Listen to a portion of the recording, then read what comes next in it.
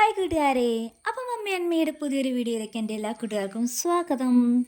അപ്പോൾ നമുക്കിങ്ങനെ ഷർട്ടയിലൊക്കെ എന്തെങ്കിലും കറിയൊക്കെ വീണിട്ട് അത് എണ്ണയൊക്കെ ആണെങ്കിൽ അത് പോകാതിരിക്കുക എന്നുള്ളത് ആദ്യത്തെ സംഭവമൊന്നും ആകാൻ ചാൻസ് ഇല്ല. എല്ലാവർക്കും തന്നെ ഇങ്ങനെ ഒരു അബദ്ധം പറ്റാനുള്ള ഒരു ചാൻസ് ഉണ്ട്. അപ്പോൾ നമുക്കിവിടെ പുതിയ ഡ്രസ്സാണെങ്കിൽ നമുക്കത് ഇങ്ങനെ എണ്ണക്കറിയൊക്കെ വീണിട്ട് അത് കളയാനായിട്ട് നമുക്ക് ഭയങ്കര സങ്കടമായിരിക്കും. നമ്മൾ ഉപയോഗിച്ച് പഴകിയ ഡ്രസ്സാണെങ്കിൽ നമുക്ക് അത്രയ്ക്കൊന്നും സങ്കടം ഉണ്ടാവില്ല. അപ്പോൾ ഇതങ്ങനെ ഒരു സംഭവമാണ് കേട്ടോ. ഇത് ആളുടെ പുതിയ ഡ്രസ്സായിരുന്നു. അപ്പോൾ കൊണ്ടുപോയി എന്നാ ഒരു ഫംഗ്ഷന് കൊണ്ടുപോയി കഴിഞ്ഞപ്പോഴത്തേക്കും മോൻ്റെ കൈ തട്ടിയിട്ട് കറി ആളുടെ ഷർട്ടയിലേക്ക് വീണതാണ് കേട്ടോ.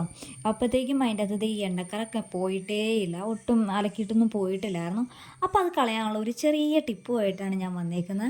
അപ്പോൾ ഞാൻ ആദ്യം ഒഴിച്ചു കൊടുത്തേക്കുന്നത് നമ്മൾ മറ്റേ ബാത്റൂമൊക്കെ ക്ലീൻ ചെയ്യാൻ ഉപയോഗിക്കുന്ന ലൈസോളില്ലേ, ആ ലൈസോളാണ് കേട്ടോ. ഇനി നമുക്കിതിലേക്ക് ചേർത്ത് കൊടുക്കുന്നത് ബേക്കിംഗ് സോഡയാണ്.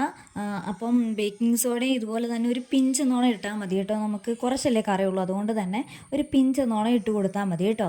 പിന്നെ ഞാൻ ഉപയോഗിക്കുന്നത് വിനാഗിരിയാണ്. അതും ഈ പറഞ്ഞ മാതിരി ഒരു ടീസ്പൂണൊക്കെ മതിയാകും കേട്ടോ. ഇത്തിരി സ്ഥലത്തല്ലേ ഉള്ളൂ, അതുകൊണ്ട് ഒരു ടീസ്പൂൺ എന്നോണം വിനാഗിരിയും കൂടി ഞാൻ ഒഴിച്ച് കൊടുക്കുന്നുണ്ട്.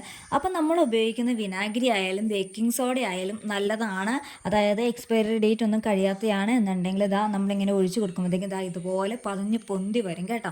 അപ്പോൾ അത് നല്ലതാണോ എന്നറിയാനുള്ള ഒരു ചെറിയ ടിപ്പും കൂടിയാണ് കേട്ടോ ഇത്. അപ്പോൾ ഇതിങ്ങനെ ഇത് മൂന്നും കൂടി ഒഴിച്ചിട്ട് നന്നായിട്ടൊന്ന് ഒരു 5 മിനിറ്റ് ഒന്നോണം ഇങ്ങനെ വെച്ചിട്ട് നമ്മൾ വീണ്ടും നന്നായിട്ടൊന്ന് വാഷ് ചെയ്ത് കൊടുക്കുക. അപ്പോൾ ഞാൻ കണ്ട വീഡിയോയ്ക്ക് അത് ബ്രഷ് കൊണ്ട് ജസ്റ്റ് ഒന്ന് ഉരച്ച് കൊടുക്കുമ്പോഴത്തേക്കും അതിലെ കറിയൊക്കെ കംപ്ലീറ്റ് പോകുന്നതായിട്ടാണ് ഞാൻ വീഡിയോയിൽ കണ്ടത്. പക്ഷെ അത്രയ്ക്ക് നന്നായിട്ടൊന്നും ബ്രഷ് കൊണ്ട് ഉരച്ച് കഴിഞ്ഞപ്പോഴത്തേക്കും എനിക്ക് കറ ക്ലീൻ ആയിട്ടൊന്നും കിട്ടിയില്ല കേട്ടോ.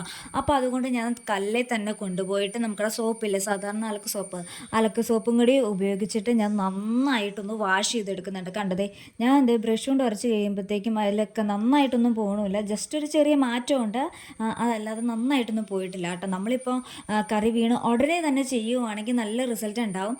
ഇതിപ്പോൾ 1-2 ആഴ്ച ആയതാണേ.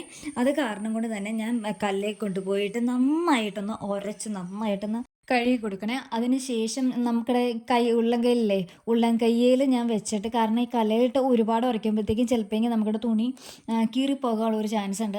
അതുകൊണ്ട് തന്നെ ഞാൻ എൻ്റെ ഉള്ളം കൈയിലേക്ക് ആ കറിയുള്ള ഭാഗം വെച്ചിട്ട് നന്നായിട്ട് ബ്രഷ് ഉപയോഗിച്ച് ഒന്ന് ഉരച്ച് കഴുകി കൊടുത്തായിരുന്നു കേട്ടോ.